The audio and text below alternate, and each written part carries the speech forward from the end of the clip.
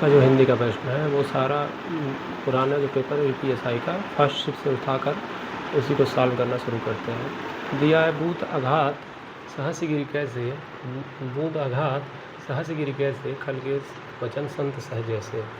मतलब कि जैसे पानी की वर्षा गिरी, मतलब पहाड़ सहता है कैसे, उसी का उदाहरण देखिए यहाँ बताया जा रहा है। खल के वचन संत सहज, खल मतलब खलनायक व्यक्ति, बुरे व्यक्ति का वचन जैसे संत सहते हैं। तो यहाँ पे कौन सा अलंकार होगा, यहाँ पे होगा दृष्टांत अलंकार, क्योंकि यहाँ पे एक उदाहरण दे के उसकी स्थिति बताई जा रही है कैसे ये सहते हैं। तो उदाहरण ये है। फिर लिखा है रघुकुल रीत सदा चली आई, प्राण जाए पर वचन न जाए।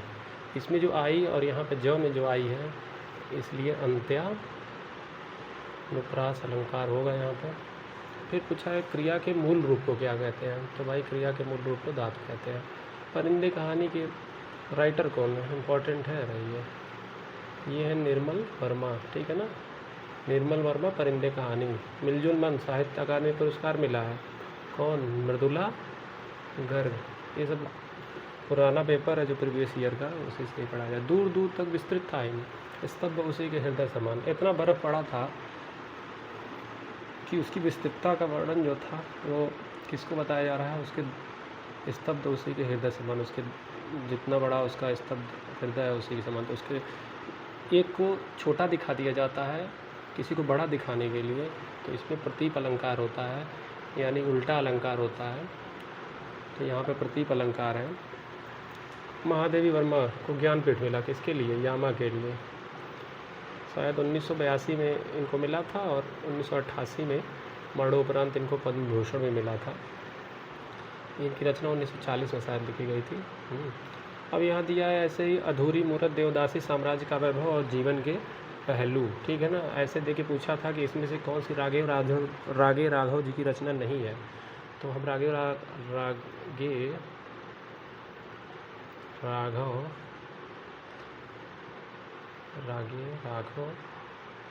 और जो इनकी रचना है वो अधूरी मूरत देवदासी और साम्राज्य का वैभव, ये रागे राघव जी की रचना है। और जो ये जीवन का पहलू अलग दिख रहा है ये है निराला जी की, सूर्यकांत त्रिपाठी निराला।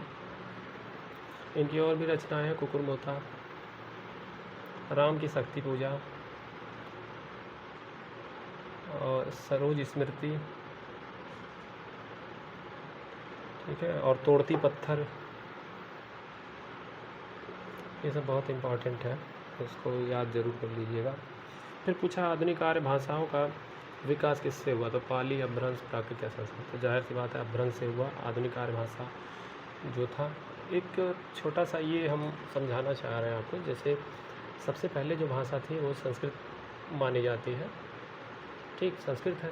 अब भारत में जब आई तो भारत का हम ऐसे करके बना दे रहे हैं, थोड़ा सा आप समझ लीजिएगा कि भारत है जो।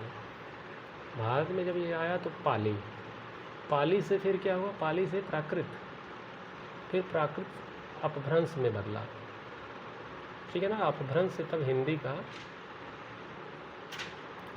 उद्भव हुआ, ठीक है ना। तो जब पूछा जाएगा हिंदी की जननी कौन है तो अपभ्रंश बता दीजिएगा, लेकिन आदि जननी कौन है तो हमको मूल पे जाना पड़ेगा संस्कृत। तो आदि जननी और जननी दोनों में अंतर होता है।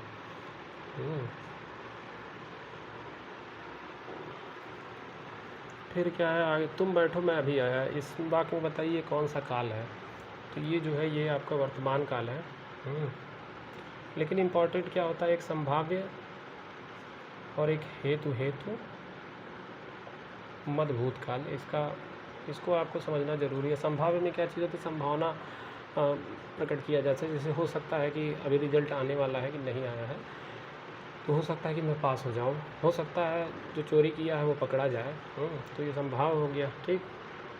लेकिन हेतु मध्य भूतकाल जो होता है, इसमें क्या होता है, एक चीज़ दूसरे, एक जो सेंटेंस रहता है वो दूसरे सेंटेंस पर निर्भर करता है।